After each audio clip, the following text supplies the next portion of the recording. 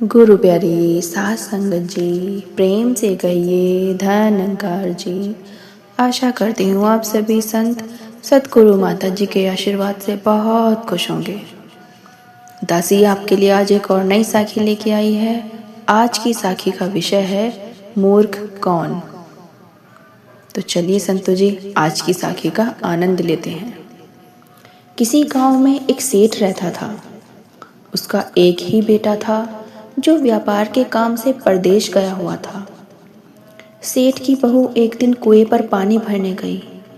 घड़ा जब भर गया तो उसे उठाकर कुएं के मुंडेर पर रख दिया और अपना हाथ मुंह धोने लगी। तभी कहीं से 4 राहगीर वहां आ पहुंचे। एक राहगीर बोला, बहन, मैं बहुत प्यासा हूं, क्या मुझे पानी पिला दोगी? सेठ की बहू को पानी पिलाने में थोड़ी झिझक महसूस हुई, क्योंकि वह उस समय कम कपड़े पहने हुए थी। उसके पास लोटा या गिलास भी नहीं था जिससे वह पानी पिला देती। इसी कारण वहां उन राहगीरों को पानी पिलाना उसने ठीक नहीं लगा। बहू ने उनसे पूछा, आप कौन हैं? राहगीर ने कहा, मैं एक यात्री हूँ। बहू बोली, यात्री तो संसार में केवल 2 ही होते हैं, आप उन दोनों में से कौन से यात्री हैं? अगर आपने मेरे इस सवाल का सही जवाब दे दिया तो मैं आपको पानी पिला दूंगी, नहीं तो मैं पानी नहीं पिलाऊंगी। बेचारा राहगीर उसकी बात का कोई जवाब नहीं दे पाया। तभी दूसरे राहगीर ने पानी पिलाने की विनती की। तभी बहू ने दूसरे राहगीर से पूछा, अच्छा तो आप बताइए कि आप कौन हैं? दूसरा राहगीर तुरंत बोल उठा, मैं तो एक गरीब आदमी हूँ। सेठ की बहू बोली, भैया, गरीब तो केवल 2 ही होते हैं, आप उनमें से कौन से गरीब हैं? यह प्रश्न सुनकर दूसरा राहगीर भी चकरा गया। उसको कोई जवाब नहीं सूझा तो वह चुपचाप पीछे हट गया। इसी बात पर तीसरा राहगीर बोला, बहन, मुझे बहुत प्यास लगी है, ईश्वर के लिए तुम मुझे पानी पिला दो। बहू ने फिर उस तीसरे राहगीर से पूछा, अब आप कौन हैं? तीसरा राहगीर बोला, बहन, मैं तो एक अनपढ़ गंवार हूँ। यह सुनकर बहू बोली, अरे भाई, अनपढ़ गंवार तो इस संसार में बस 2 ही होते हैं, आप उनमें से कौन हैं? बेचारा तीसरा राहगीर भी कुछ बोला ही नहीं पाया, वह भी चुप हो गया। अंत में चौथा राहगीर आगे आया और बोला, बहन, मेहरबानी करके मुझे पानी पिला दें, प्यासे को पानी पिलाना तो बड़े पुण्य का काम होता है। सेठ की बहू बड़ी ही चतुर और होशियार थी। उसने चौथे राहगीर से पूछा, अब आप बताइए, आप कौन हैं? वह राहगीर अपनी खीज छिपाते हुए बोला, मैं तो बहन बड़ा ही मूर्ख हूँ।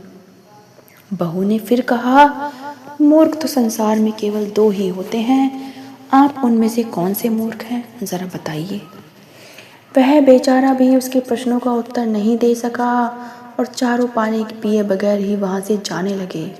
तो तभी बहू बोली, यहाँ से थोड़ी ही दूर पर मेरा घर है, आप लोग कृपा करिए वहां पर चलिए, मैं आप लोगों को पानी पिला दूंगी। चारों राहगीर उसके घर की तरफ चल पड़े। बहू ने इसी बीच पानी का घड़ा उठाया और छोटे रास्ते से अपने घर पहुंच गई। उसने घड़ा रख दिया और अपने कपड़े ठीक तरह से पहन लिए। इनमें से वे चारों राहगीर उसके घर पहुंचे। बहू ने उन सभी को गुड़ दिया और पानी पिलाया। पानी पीने के बाद वे राहगीर अपनी राह पर चल पड़े। सेठ उस समय घर में एक तरफ बैठा यह सब देख रहा था। उसे बड़ा दुख हुआ। वह सोचने लगा, इसका पति तो व्यापार करने के लिए परदेश गया हुआ है और यह उसकी गैर हाजिरी में पराए मर्दों को घर बुलाती है और उनके साथ हंसती बोलती है। इसे तो मेरा कुछ लिहाज भी नहीं है। यह सब देख अगर मैं चुप रहा तो आगे से इसकी हिम्मत और बढ़ जाएगी। मेरे सामने इसे किसी से बोल बातें करते शर्म भी नहीं आती तो मेरे पीछे न जाने क्या क्या करती होगी। फिर एक बात यह भी है कि बीमारी कोई अपने आप ठीक नहीं होती, उसके लिए वैद्य के पास जाना पड़ता है। क्यों न मैं इसका फैसला राजा पर ही छोड़ दूं। यही सोचता हुआ ससुर सीधा राजा के पास पहुंच गया और अपनी परेशानी की सारी बात बताई। सेठ की बातें सुनकर राजा ने उसी वक्त बहू को बुलाने के लिए सिपाही बुलवा भेजे और उनसे कहा तुरंत सेठ की बहू को राज्यसभा में उपस्थित किया जाए। राजा के सिपाहियों को अपने घर पर आया देख उस सेठ की पत्नी ने अपनी बहू से पूछा, क्या बात है बहू रानी, क्या तुम्हारी किसी से कुछ कहा सुनी हुई थी जो उसकी शिकायत पर राजा ने तुम्हें बुलाने के लिए अपने सिपाही भेजे हैं?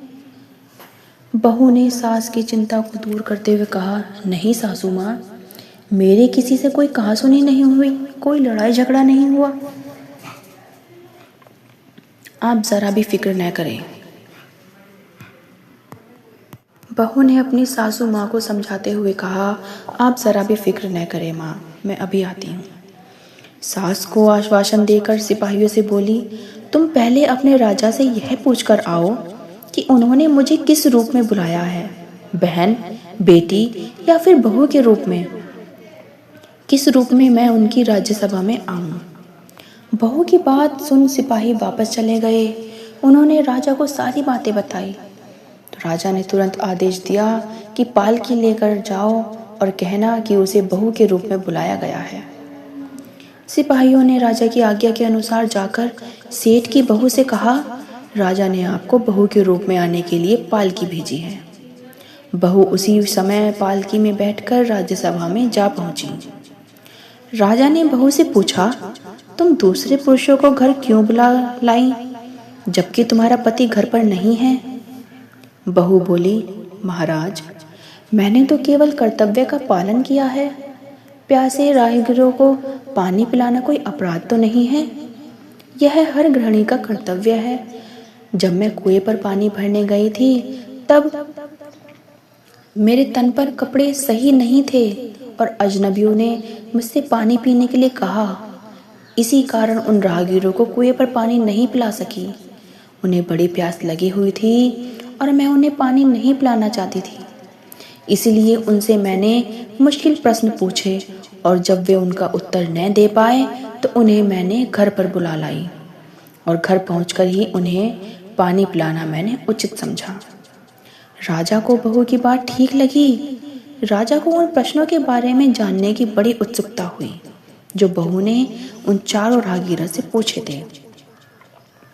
फिर राजा ने सेठ की बहू से कहा, भला मैं भी तो सुनूं कि वे कौन से प्रश्न थे जिनका उत्तर वे लोग नहीं दे पाए।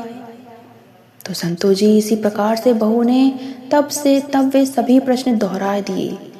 बहू के प्रश्न सुन राजा और सभी राज्यसभा में चकित रह गए। फिर राजा ने उससे कहा, तुम खुद ही इन प्रश्नों के उत्तर दो, हम अब तुमसे यह जानना चाहते हैं।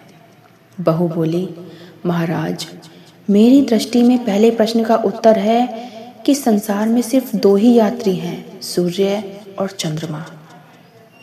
मेरे दूसरे प्रश्न का उत्तर है कि बहू और गाय इस पृथ्वी पर ऐसे दो प्राणी हैं जो गरीब हैं।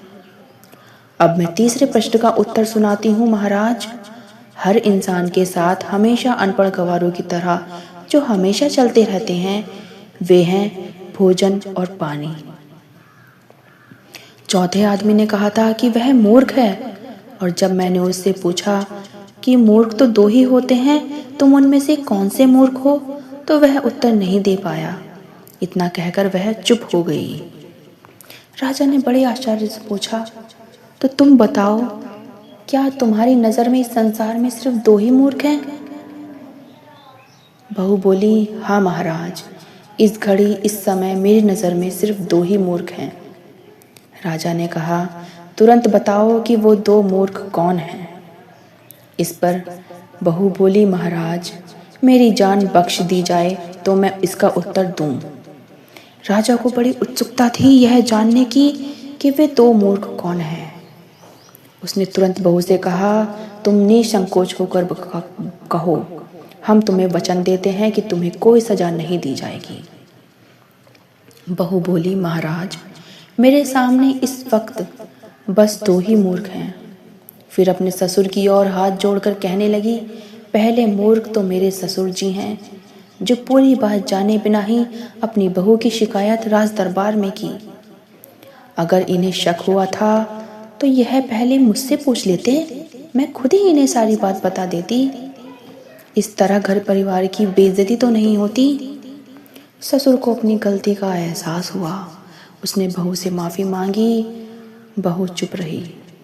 राजा ने तब पूछा, तो तुम बताओ दूसरा मूर्ख और कौन है? बहू ने कहा, दूसरा मूर्ख खुद इस राज्य का राजा है, जिसने अपनी बहू की मान मर्यादा का जरा भी ख्याल नहीं किया और सोचे समझे बिना ही बहू को भरी राजसभा में बुलवा लिया। बहू की बात सुनकर राजा पहले तो क्रोध से आग बबूला हो गया, परंतु तभी सारी बातें उसकी समझ में आ गई। समझ में आने पर राजा ने बहू को उसकी समझदारी और चतुराई के सराहना करते हुए उसे ढेर सारे पुरस्कार और सम्मान से विदा किया। तो संतो महापुरुषों जी, इस साखी से हमें यही शिक्षा मिलती है कि बिना सोचे समझे हमें कभी भी हमें अपने घर परिवार वालों के बारे में कोई गलत फैसला नहीं लेना चाहिए। अगर हमें कुछ गलत महसूस होता है तो पहले हमें उस इंसान से ही बात करनी चाहिए जिसके बारे में हमें कुछ गलत लग रहा है। बिना सोचे समझे कोई ऐसा गलत काम नहीं करना चाहिए संतो जी। आपको साखी कैसी लगी कमेंट में ज़रूर बताएं। दासी के चैनल को लाइक शेयर सब्सक्राइब कीजिए। आगे हम और नई साखी के साथ आपसे मिलेंगे। प्रेम से कहिए धन्यकार जी।